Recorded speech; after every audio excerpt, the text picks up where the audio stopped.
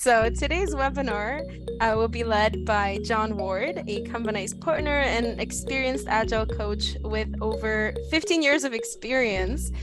Jon leads Agile Transformation for teams with thousands of members, and he has also authored 2 books, The Agile Coach's Cookbook and Agile Lineout. Today, he will guide us to take a closer look at the Agile Lineout, and we'll also discuss topics like objectives and key results, work planning, best practices, and how to accurately monitor outcomes. While we have everyone settle in, I thought very long and very hard on what our icebreaker for today should be. And Jon just shared that he moved into an amazing house with a beautiful view to the water where he looks at dolphins. And since he is suffering so terribly, I feel like we should maybe share with him some successful moving strategies. If you have any organization any organization tips for him, he'll teach you Agile and you teach him how to unpack boxes. I'm living with a packing box city at the moment. Yes, that is true. He just showed me this. But yes, feel free to use the chat and tell us where you're joining us from. We would love to hear from you. We'd love to see you. Before we begin, I would also really like to thank PMI Chapter Bulgaria for their continuous support in promoting our events, including this one. If you are a PMI Chapter member in Bulgaria or anywhere else in the world, or are PMI certified, you can claim 1 PDU for attending today's session. I am posting the link in the chat right now. So this is the link that you can use to claim your PDU. A visiting tour from Jupiter. Wow, that is impressive. See, Jon, very popular webinar. We've got extraterrestrials joining us. Men are from Mars and women are from Mars. I love it. So please make sure if you have questions to use the hand raise feature. This is a Zoom meeting, not a Zoom webinar, so you can unmute yourselves. Just let's be respectful of everyone else and not have some crazy sounds coming off in the background, or else you'll be forcibly muted by me. I'm sorry in advance if I have to do that. I don't want to do it. Don't make me do it. All right, so we are recording this. You will be able to access this recording afterwards and make the best of it. Jon, the stage is yours. Thank you. That's it for me for now. So, good afternoon from the United Kingdom. You should be able to see my screen now. We sure are. You sure can? Okay. So my name is Jon Ward. I'm an Agile coach. I've been involved in Agile coaches since 2007. Prior to that, I was doing traditional projects and programs using program management techniques and project management techniques. I'm actually a PMI disciplined Agile certified instructor for Senior Scrum Master, for Scrum Master, and also for the Value Stream Consultant examination as well. So you guys in the PMI, this is all the disciplined Agile stuff that you will have heard of, and I'm one of the instructors worldwide on doing that. I'm currently involved in a bank, JP Morgan, introducing lean portfolio management across, I think it's about 5,800 people. It varies because people come, people go, and 650 teams. Prior to that, I was at British Telecom, and I was responsible for what they called enterprise agility. And I had 4,800 people in a team called Dynamic Infrastructure. And as the name infers, that was looking at tech and non-tech Agile. So my background is projects, programs. Since leaving university, I've been involved in change and projects.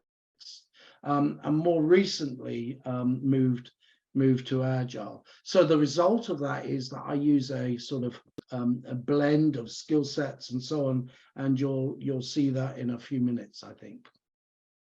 So when we're starting to talk about business change and business agile, I got to this because I was doing some work for a company called Experian, who are a software house, and working with their technology teams. And then ladies and gentlemen from marketing and from HR came up to me and said, you know, how can we use Agile to improve the way in which we operate?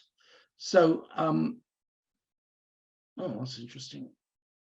So basically, I started to think about, okay, what is the difference between tech and non-tech Agile, and started to work on this book probably about 3 or 4 years ago, and produced this methodology, which has been used by several people worldwide. It's kind of interesting because basically a lot of things like Scrum and software engineering Agile needs additional processes or tools or techniques in order to support the overall process. So what I wanted to do is to make a more complete framework so that people could look at what they need to do if they're a novice team, or if they're trying to do Agile in a new area. Look at that and then get a more complete picture about what Agile is. Typically, we have, let's say we're doing a marketing activity or a organizational change. There is typically some additional practices that we need, either sort of organizational design practices or design theory practices or whatever. And those things we need to embed in the methodology or the approach to Agile work. Typically, business-based Agile has longer cycles. What do I mean by that? Well, Agile itself uses what we call the Deming or Sherwood cycle. And the Deming cycle is that we plan something, we do something, we evaluate it, and then we adjust our plan. Okay, that's the plan, do, check, act, plan, do, study, adjust cycle that came through from Deming. When we are doing software engineering, it's very easy to do something in 2-week cycles or 3-week cycle. But if you're going to try and change, for example, customer satisfaction, that's not going to be measurable within like a 2-week window, right? So it's basically what you'll need is that there's longer cycles, but you still need to do the plan, do, study, adjust, but the cycle might be longer. In business change, there's less opportunity for automated testing, which we've got in software engineering. The other thing I think is difficult is to illustrate progress.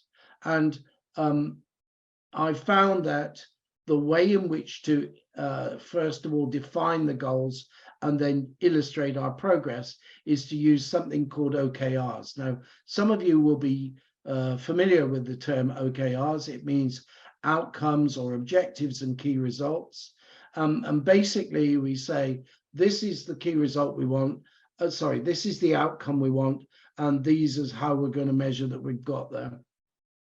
So those outcomes and key results, one of the things at British Telecom was they wanted to, one of our objectives was to make British Telecom a better place to work.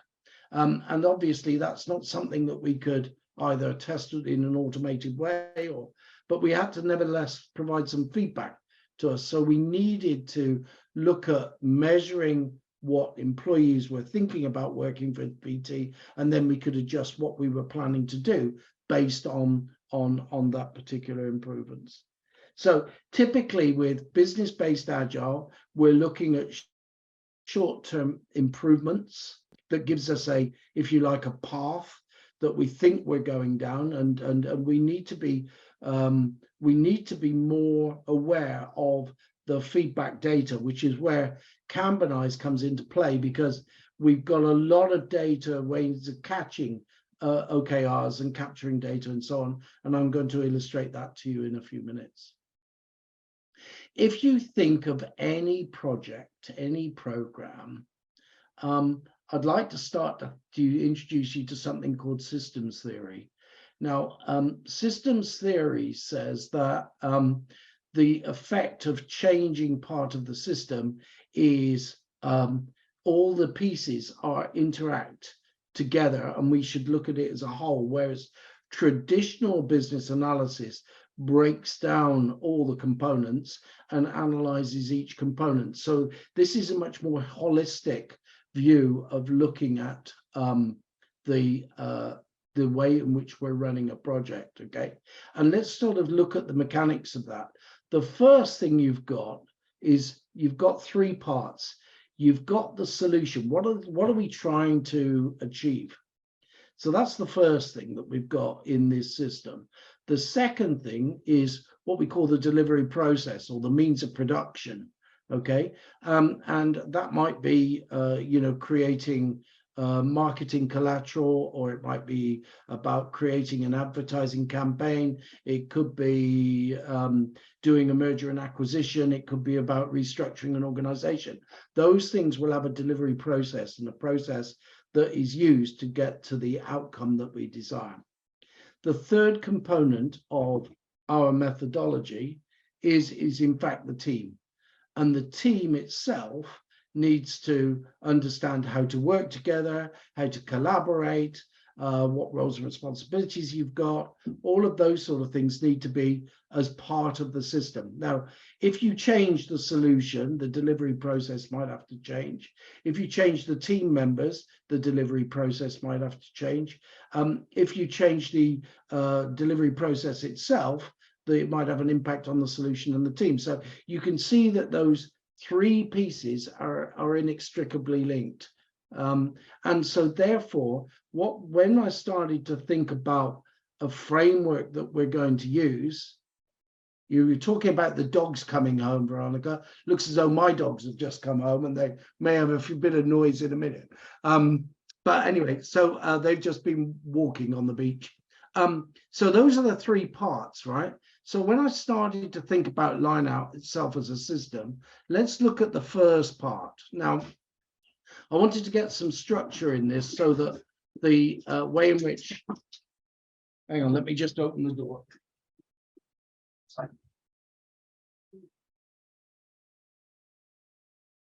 So the solution itself. Then we've got a technique which I've called benefits mapping, and benefits mapping comes out of managing successful programs. And what that does is that breaks down that solution goal into components which we can then build together into increments. Now, Agile itself has increments that develops a solution not in one shot, but in multiple shots, sort of what we used to call phases when we were doing traditional project management, right? So we've got the goal, we've mapped it out, and I'll show you how to do that in a minute. We get the increment definition, and then we get the iteration reviews. Now that's that feedback piece, which I talked about with the plan, do, check, adjust, plan, do, study, adjust. That's the Deming cycle on that solution line, right? So we can do that whether we're talking about, a marketing plan or reorganization. One of the teams that I was coaching with this method a few weeks back, we're doing it for organizational changes, looking at restructuring career paths and so on.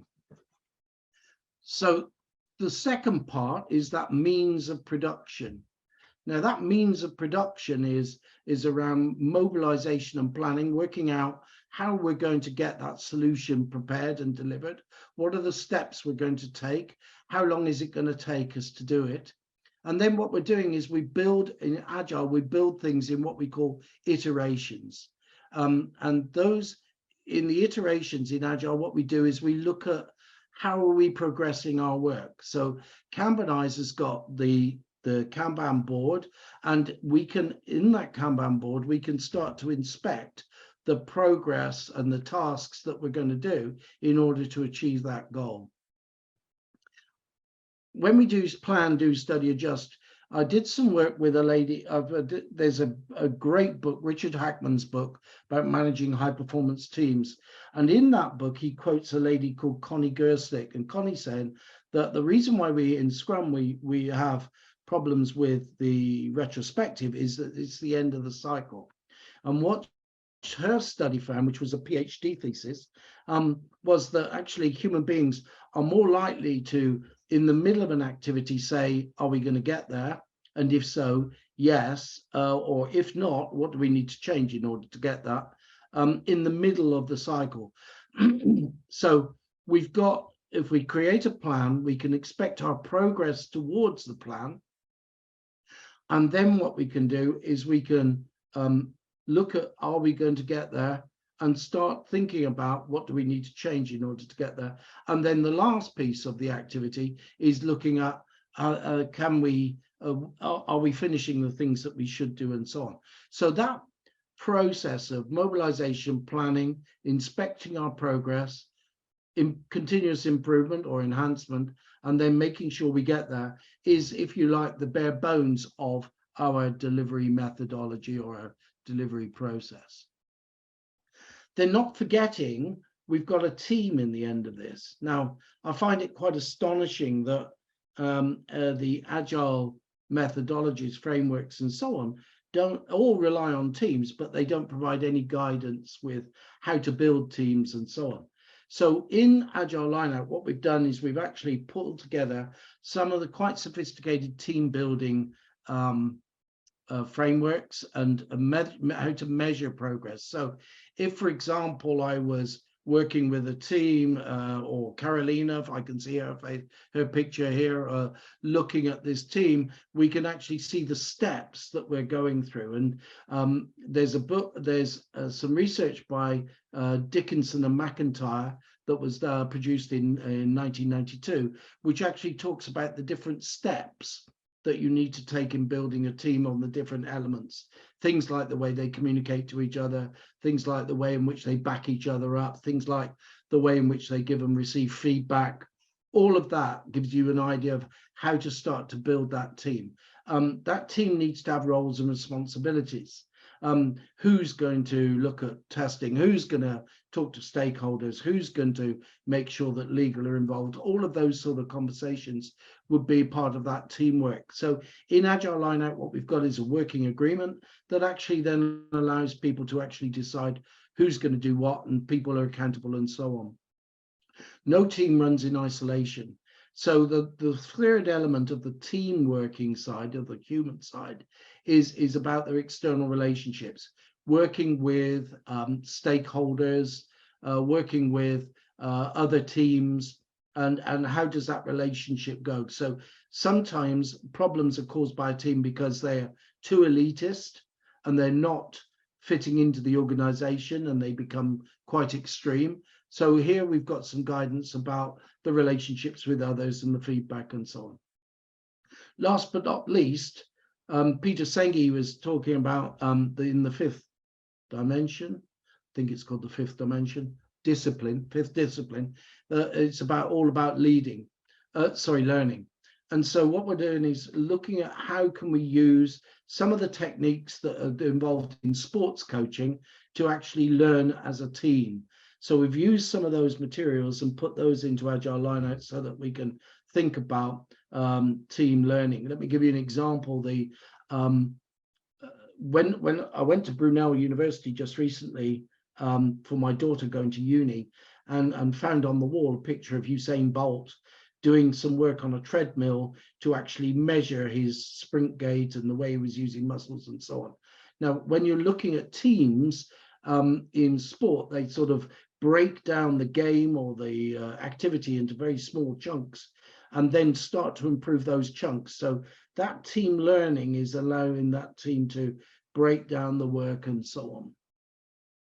So we've got the solution, we've got the means of production, that we've got the team and the team building. Now, the thing is that when you start to get feedback from the iteration review, when you start to get feedback, the team starting to learn things and want to understand things, or maybe some team members change, when you get feedback that says we haven't quite achieved the goal that we set out to achieve, before you start planning on to the next iteration, we have something called the context assessment. Now, that context assessment is basically saying, have we done what we said we were going to do with regard to the solution goal? Maybe we've got some feedback which says, actually, people are not so happy with working with British Telecom. Maybe they want something different. So the change that we thought was going to have an impact hasn't quite had the impact that we expected. So that all needs to be taken into account so that when we start to plan our next iteration, we can do that in a meaningful and positive way. So that's the elements of Lineout. You can see that we've got 3 lines there. Lineout is a term used in rugby, just the same as Scrum. And the 2 teams stand together and they throw the ball down the middle of the teams. So it really mirrors that type of approach. And it's a means of actually then restarting the game after the ball has gone out of play. So Lineout is the same idea as Scrum. After you've done these things, or while you're doing these things, there's an independent way in which the team interacts and deals with the way in which it's delivering the outcomes that it wanted. So I decided that we probably couldn't use Scrum or user stories. Now, when you get into transformational work and things like this, user stories tend to get in the way. You know, as a very clever person, I want so that whatever it is, right? Those sort of things don't actually work. So what we've decided is it's much better to use plain English descriptions of the task so that we can actually then really understand what the outcome is and the outcome that we wanted. The reason why we don't use Scrum is, again, because Scrum typically looks at the very short life cycle and short feedback loops. So every 2 weeks and you have a sprint, it's very difficult to get to that. So we typically use a 30, 60, 90-day plan as opposed to a two-week plan. But those are the reasons what we found it helps. But we still got to set goals. Now, Scrum is great at setting goals. You have a goal for every sprint and so on.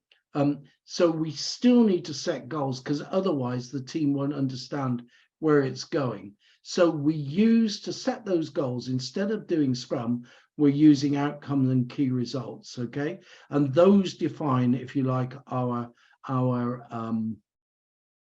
goalposts.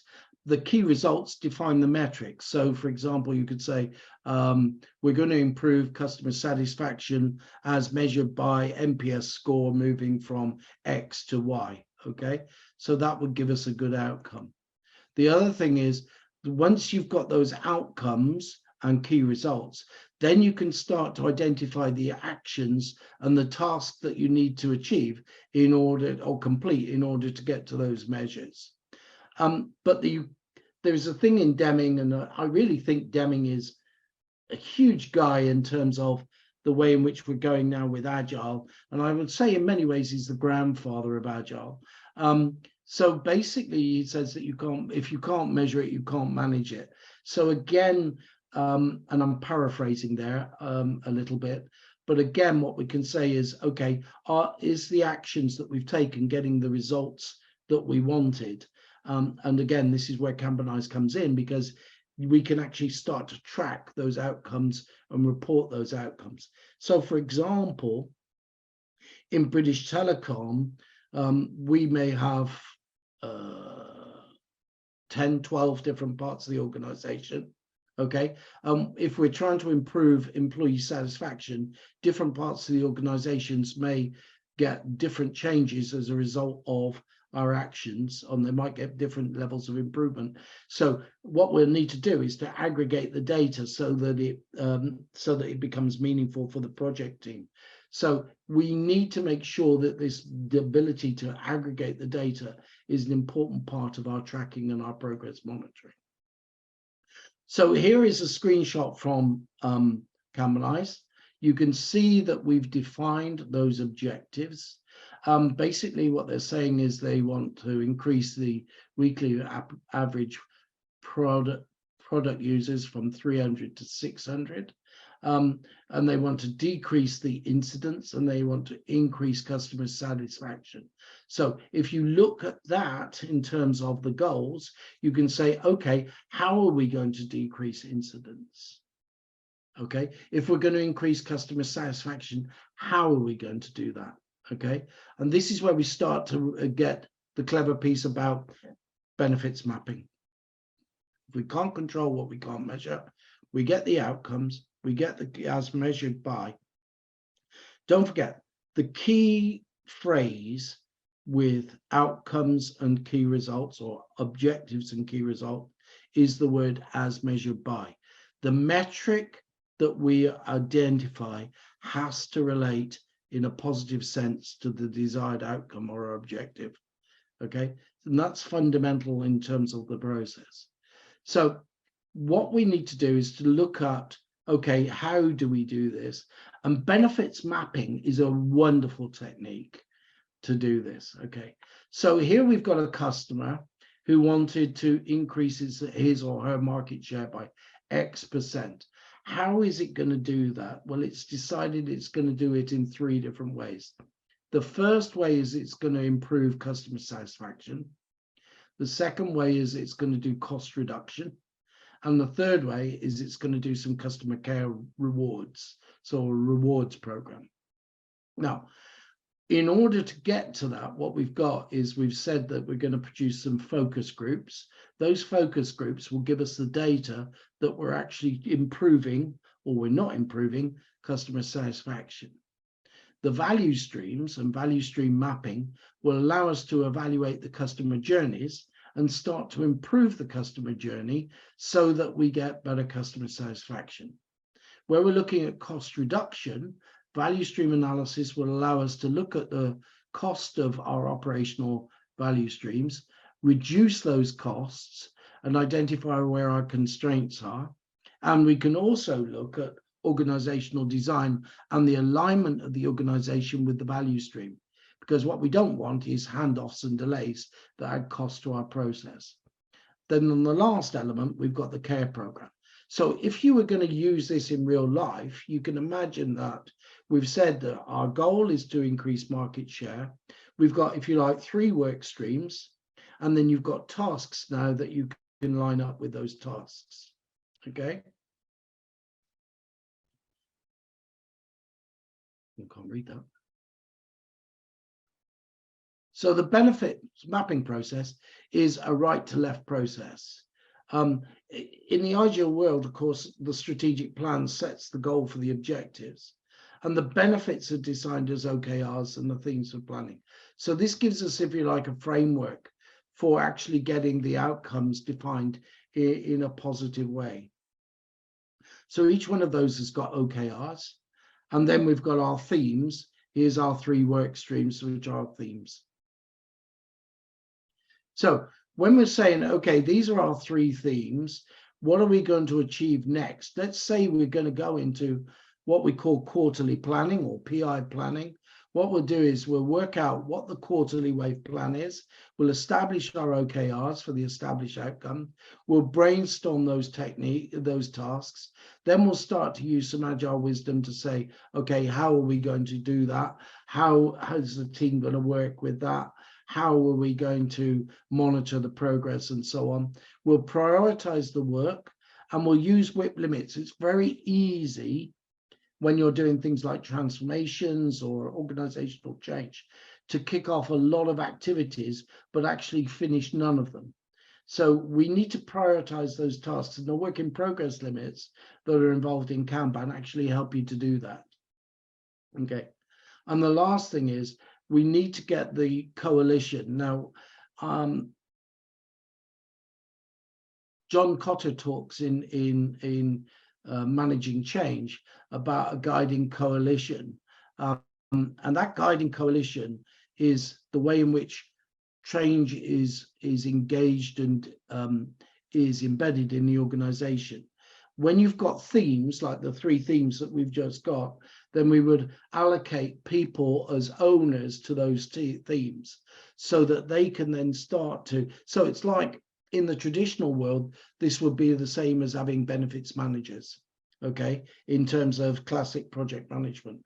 Now, there's nothing here that says this is all agile stuff. You could do a lot of this stuff with traditional project management techniques and so on that we've got here. And then create the task board, okay? So here is what we've called an agile sundial. I mentioned that it was a 30, 60, 90-day plan. I haven't used the same themes, sadly, which I probably should have done. But you can see in the first 30 days on the organization theme, we've got form initial agile teams. And then in 30 to 60, 90 days, we've got create some agile release trains and so on. On the finances, we've got some funding going on for value streams. We've got some different cost accounting going on. As we've gone into building the capabilities, we've got the agile surveys, we've got some maturity models that we're using. We're doing some formal and informal training, and we're coaching with communities. And then the ways of working, we're doing some automation, we're breaking down silos and so on. Last but not least, we've got some metrics. These are the metrics that will be used to not just monitor our progress, but also illustrate to senior management that we're actually achieving what we set out to achieve. Now, this outcome-based plan is a super tool to give the plan on the page to senior managers. Obviously, when you get to the end of the 30 days, what you do is you move everything forward one zone on the sundial. And so the things that are in the 31 to 60 days now become the next horizon, which is 0 to 30 days, and obviously planned in more detail. So obviously we've got more detail in the initial zone, 0 to 30 days. We've got less detail in 31 to 60 days and only headlines in the 61 to 90 days. But it gives us that ability to roll the increments forward so we can actually decide what we are trying to achieve. There's a guy called Mike Kottmeyer, and Kottmeyer talks about base camps and expeditions. So each one of those lines, the 30-day lines, the 60-day lines, and the 90-day lines, we would describe as about a base camp. So we will say, at this point, at 30 days, this is what we're expecting to achieve. We may not get there, we might get there. Depends if you're doing, organizational changes. Very difficult to be predictive, but it gives us an idea to say this is what we need to achieve. The other thing with base camps and expeditions is if you're doing organizational change and you say, okay, we're going to change this part of the organization, if that part of the organization comes under stress, then they might regress to their old ways of working or their old organization. So when you're starting to evaluate, have you got to the base camp or not, or to the horizon or not, then it might put additional activities into your plan. And this is all part of that context assessment that I talked about a few minutes back.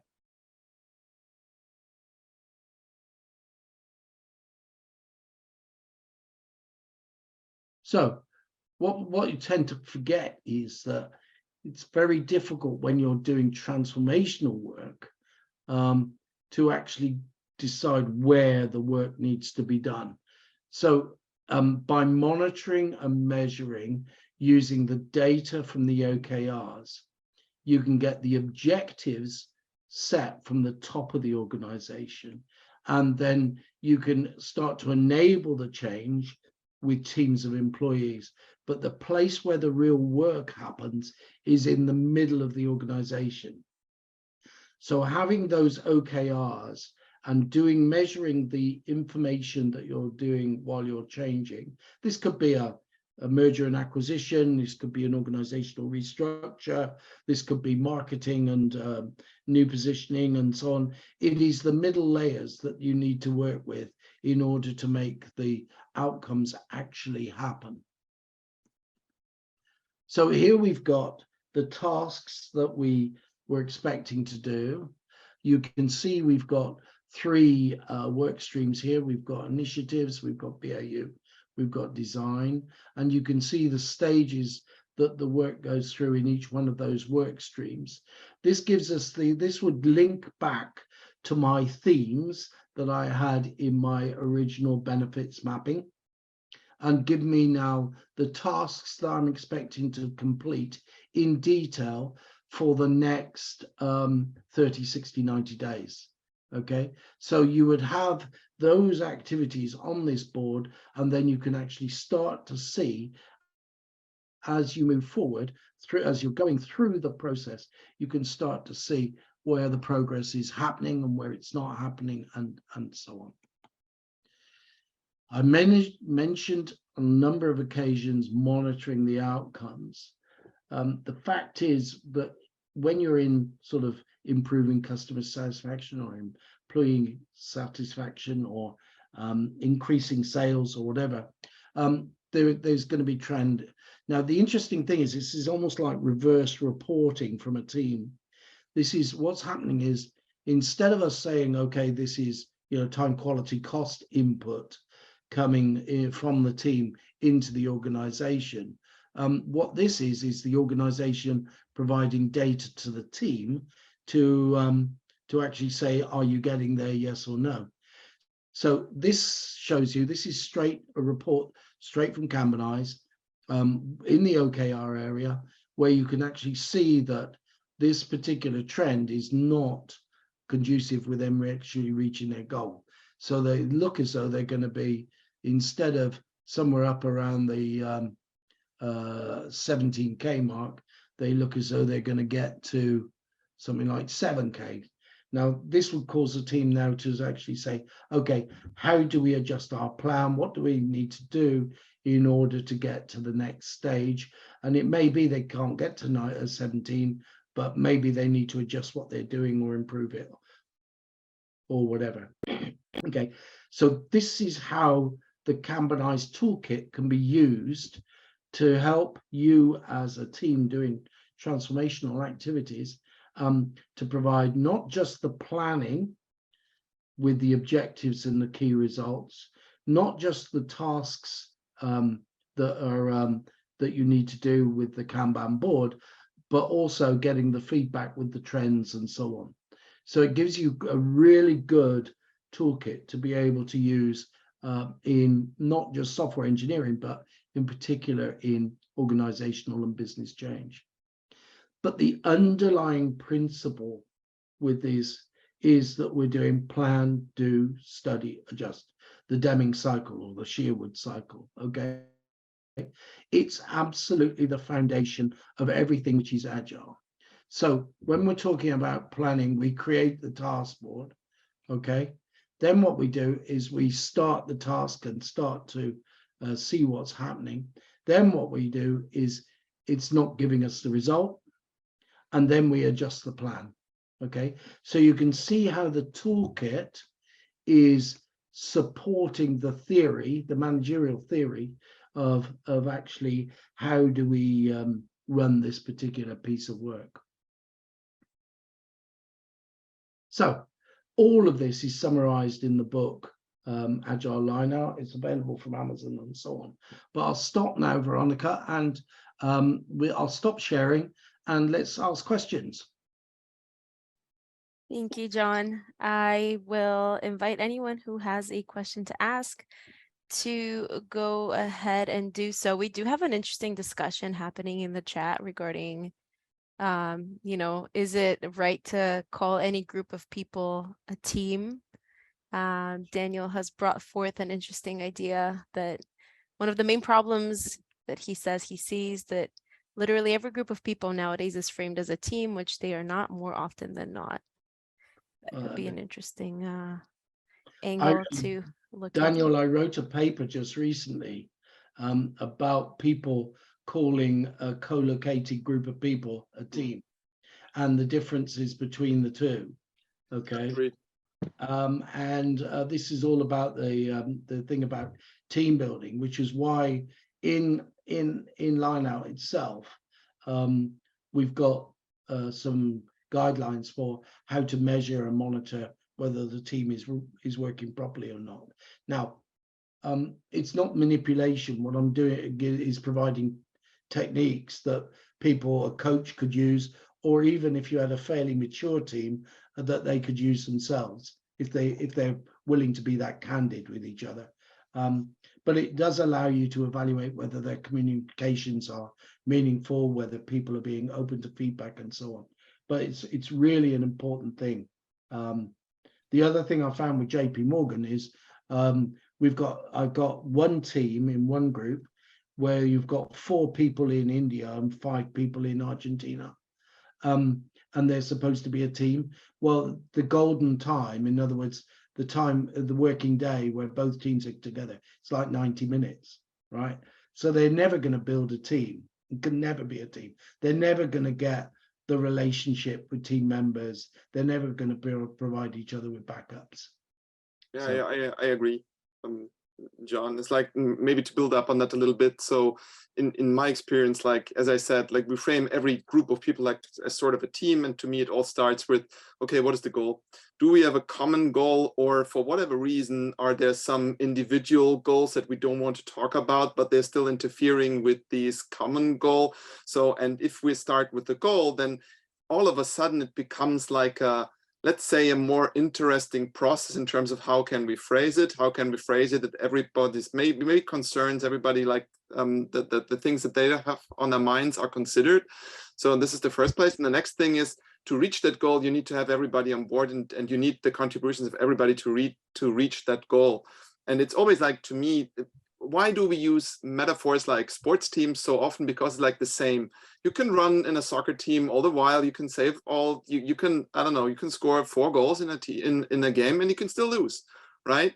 So it's about the overall goal that we have, winning a game, and everybody is needed to contribute to that. And if those things are not present, in my opinion, you're going to have a hard time, no matter how much time you spend in trying to build a team. It's not going to work, because secretly, it's always like, yeah, okay, you go on and I'll have my own goals or my own things to pursue. Yeah. Now, the thing that's happening in JP Morgan, interesting, is it's only a conversation at this time, but they're talking about moving away from individual bonuses to team bonuses. Right? Agreed. And that is something. We've got, I don't know whether you're a soccer follower, but we've got a situation with an incredibly talented footballer, Cristiano Ronaldo, in one of the teams in the UK at the moment. And this guy was, like the world's best footballer for several years and so on. But he's not acting as part of the team. And that's causing disruption and setting the team back and so on. So there's some lovely illustrations of scenarios. And lack of teamwork, but this is essential that we get the teamwork right.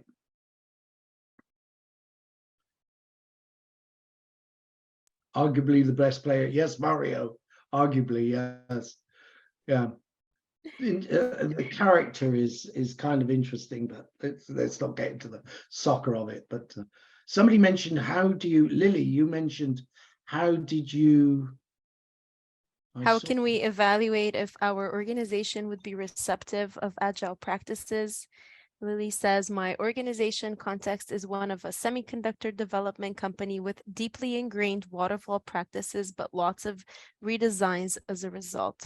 And Lily, feel free to unmute yourself and add further context if you would like. Hey guys, I'm gonna be a lot of noise if I unmute, so I'll. That's okay. It's okay. No worries.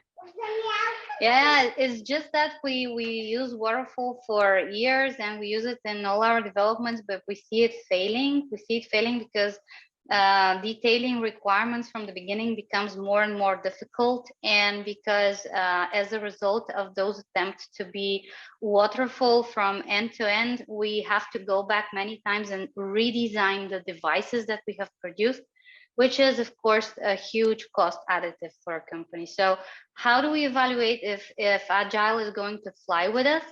And my company is currently trying to implement Agile, but it's really going in bits and pieces. And I would say that the reception is not very warm by development teams.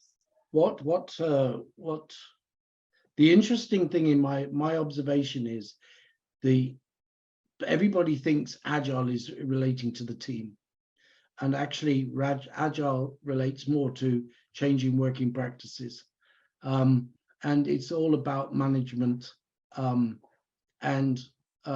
changing the understanding of management, how to work with teams. So I suspect if you've got constant changing requirements and stuff, and there's people aren't possibly refining the workload of the request properly in the first instance. I suspect there's some bits about if you've got lots of rework, especially in the semiconductor world. At the moment, there's a global shortage of semiconductors, so you wouldn't want to develop semiconductors which are not correct or not fit for purpose. So I think there might be some market drivers that you could lever in order to get your organization to change. But people think that they're going to implement Agile, and middle managers think they're not going to change. And actually, that's where the biggest impact is. I spend as much of my time coaching middle management as I do coaching teams. Hey, can I make a comment on this semiconductor case? Please do.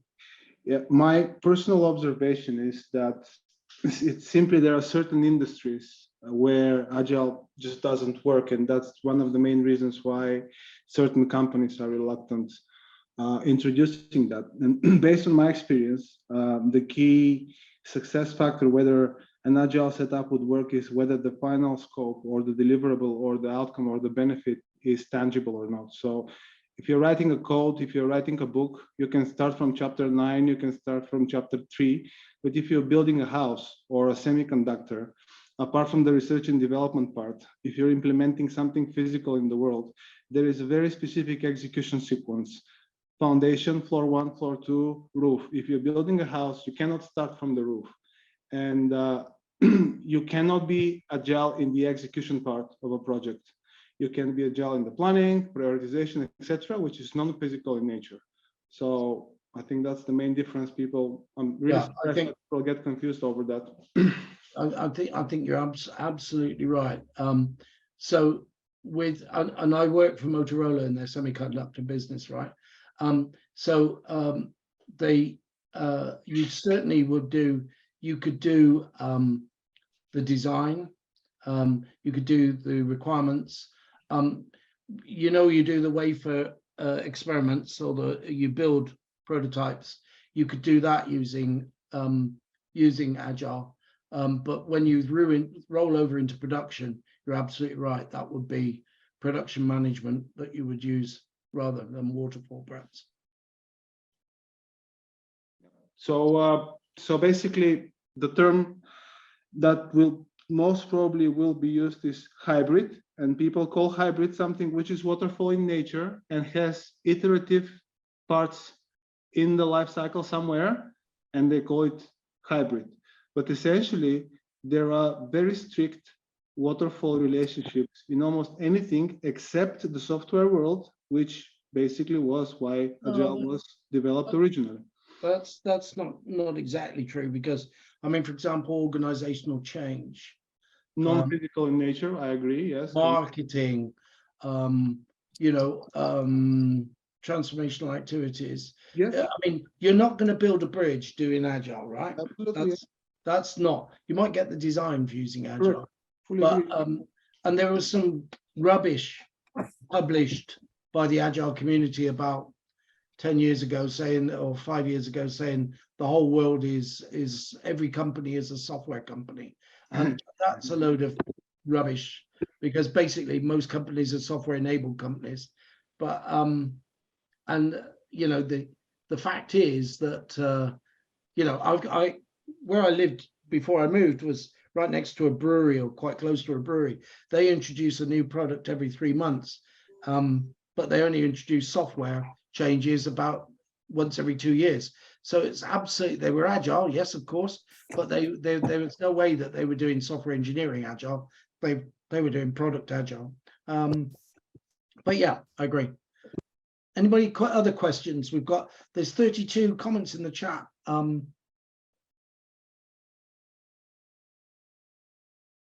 Is there somebody Veronica, would you like to call something out, or? Are you asking me to put someone on the spotlight? Oh. That would be fun. We haven't done that before. So hang on. So let me do this then. It's not exactly questions. It's more more comments on what we've been discussing so far. Chris is now saying he's curious about Scrum Ban and if that's relevant. Scrum Ban is kind of interesting because I'm trying to get some of the software development teams in JP Morgan to use Scrum Ban, because I think that they are not, the problem with Scrum is that they can have an awful lot of work in progress until the end of the sprint, right? And what I'm trying to get them to do is to release earlier in the sprint cycle. Now, with Kanban, you would say, what do we need to do in order to finish this item? And it's a different focus when you're starting to do the daily meeting than Scrum itself. So yeah, I think there's some big opportunities with Scrum Ban, particularly about reducing context switching, particularly about reducing waste, and particularly around releasing more frequently.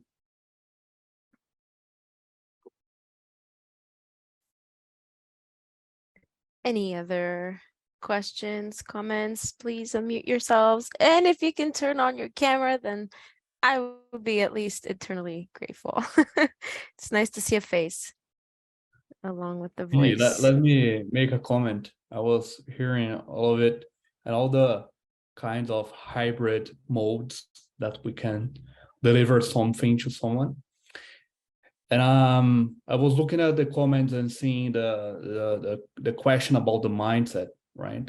And it's extremely hard to go there and change the mindset of someone, or even harder to change the mindset of a group of people that are working together for a while, right?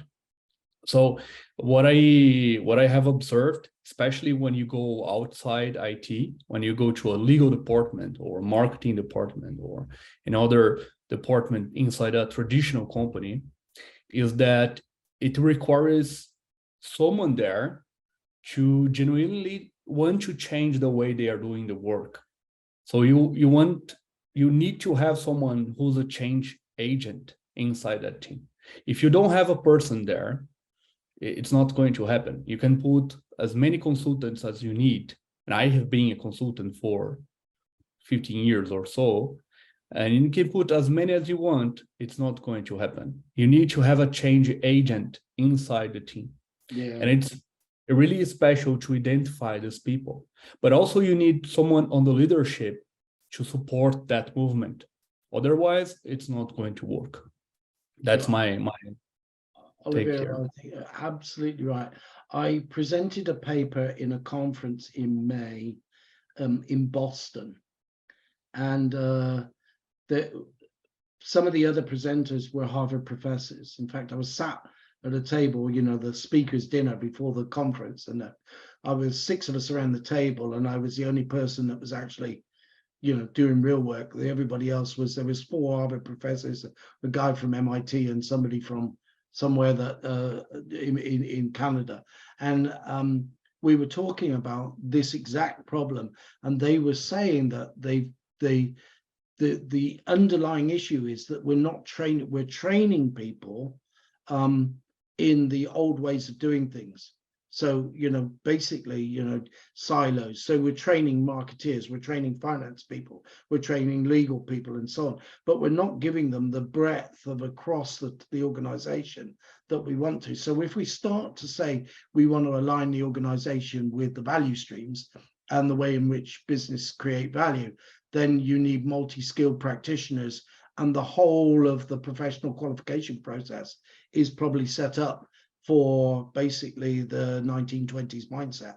So they were saying that this is something which the universities have got a grip, and it would, if you like, the challenge we're facing is the fact that the way in which we work, or way in which we were trained to work, goes back to 1780 when Adam Smith wrote Wealth of Nations, right? It's got over 200 years of ingrained practices. If you look at the way in which we do accounting, it's all based on McKinsey's papers in 1920s, you know. And people get very concerned, particularly accountants, if you start to move away from some of the professional guidelines and practices that they were introduced and trained in and qualified in, and want to do something different, then they start to get very concerned about that. Naturally so. But yeah. Yeah, totally agree, John. Especially the finance people, they're the hardest ones. Yeah. But I've seen quite a few CapEx activation initiatives that sound promising. They like that. Yeah. Chris, I can see your comment there, Chris W. Yes, hello. Hello. I can see you saying, another quote from this webinar, can't be agile in execution, can only be agile in planning, design, and requirements. It would depend on your context, right? If you're building a motorway, yes, of course, that would be the case.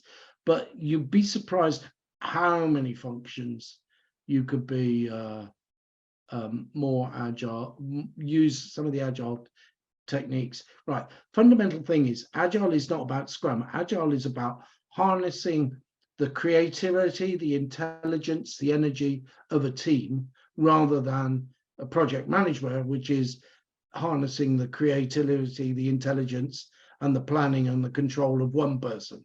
Right. So all of a sudden you've got this collaboration and this burst of energy, which creates the efficacy of agile. So what you would do is look at the way in which your organization is operating. And I can see you talked about insurance, right? Look at that and say, how could we empower the team such that instead of working on the brain power of one, you can work on the brain power of 10 or 12 people. The fundamental truth is that there's some research by Manpower Organization that says only 30% of the employees are actually actively engaged in work, which means 70% of our employees basically check their brains in when they clock in at the door, and then they pick it up as they go back home. The whole purpose of Agile is to change that working experience so that people enjoy work more, get more benefit from it, and so on. And it's a question of how can we do that in a constructive way in your environment. Thank you. Thank you very much, John. I appreciate that. Very insightful. Thank you.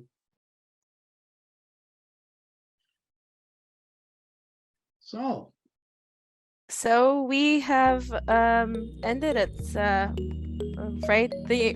the right time. I think there will always be more questions, especially with such a good amount of people joined for today's meeting.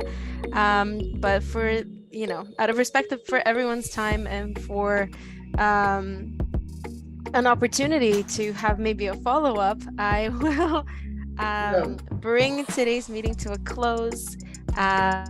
John, did you have any sort of final reach out to me words? on LinkedIn if you want to talk, or I think Cam and I are going to publish the deck. There's my emails there.